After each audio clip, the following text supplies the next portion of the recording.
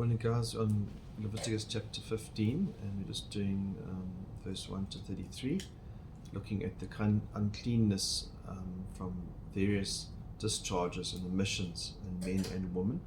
Men up to verse 18, and then from verse 19 to 30 is the woman, and you'll see many similarities from the other things that make you unclean, like food and the different aspects of cleaning. We see the 7 days of waiting, the washing with water, all those sort of things come through.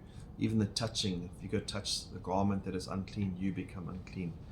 So just reading from verse 1, then the Lord also spoke to Moses and Aaron, saying, Speak to the sons of Israel and say to them, when any man has a discharge from his body, his discharge is unclean. This moreover shall be his uncleanness in his discharge. It is his uncleanness whether his body allows its discharge to flow, or whether his body obstructs its discharge. Every bed on which the person with the discharge lies becomes unclean, and everything on which he sits becomes unclean. Anyone who touches his bed shall wash his clothes and bathe in water and be unclean until evening. And whoever sits on the thing on which the man has the discharge has been sitting shall wash his clothes and bathe in water and be unclean until evening. And these basic principles of uncleanness and general hygiene, really, washing one's hands, washing the clothes, is just a practice in any hospitals today, known in fact to keep away disease. But the principle is also of the heart. We've always got to get to the heart of these things. What is the heart? And ultimately that washing happens through Christ. Verse 7, also whoever touches the person with the discharge shall wash his clothes and bathe in water and become unclean until evening. Or if the man with the discharge spits on one who is clean, he too shall wash his clothes and bathe in water and be unclean until evening. Every saddle on which the person with the discharge rides becomes unclean. So every time you have to get into a car, that now you've touched that car, that thing becomes unclean. Moreover, then whoever touches the things which were under him shall be unclean until evening. So that will be the saddle. And he who carries them shall wash his clothes and bathe in water and be unclean until evening. It's amazing how sin would also implement others, and it has a devastating effect. And so they had to do all these things of washings before they could come into God's presence. Likewise, whomever the one with a discharge touches without having rinsed his hands in water shall wash his clothes and bathe in water and be unclean until evening. However, an earthen vessel with which the person with the discharge touches shall be broken, and every wooden vessel shall be rinsed in water.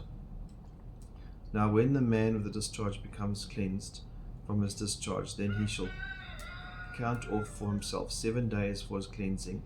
He shall wash his clothes and bathe his body in running water and will become clean.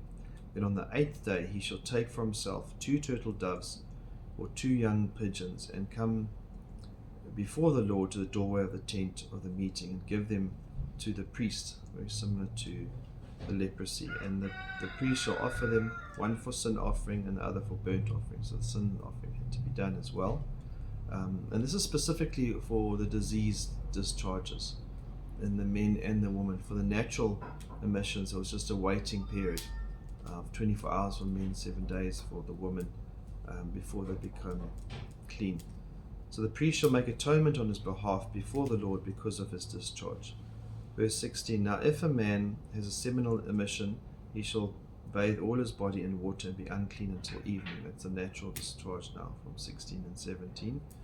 As for any garment of any leather on which there is seminal emission, it shall be washed with water and be unclean until evening.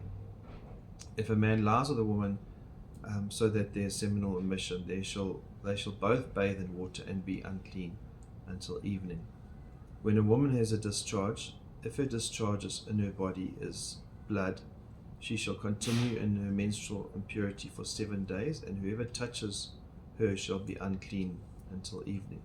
Everything also on which she lies during the menstrual impurity shall be unclean, and everything on which she sits shall be unclean. So the same thing's happening now. to the woman, whatever she touches, whatever she sits.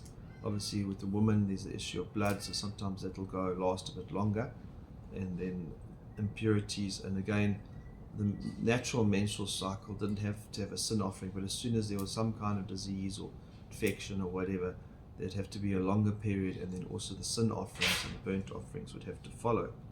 I'm just jumping down to verse 29.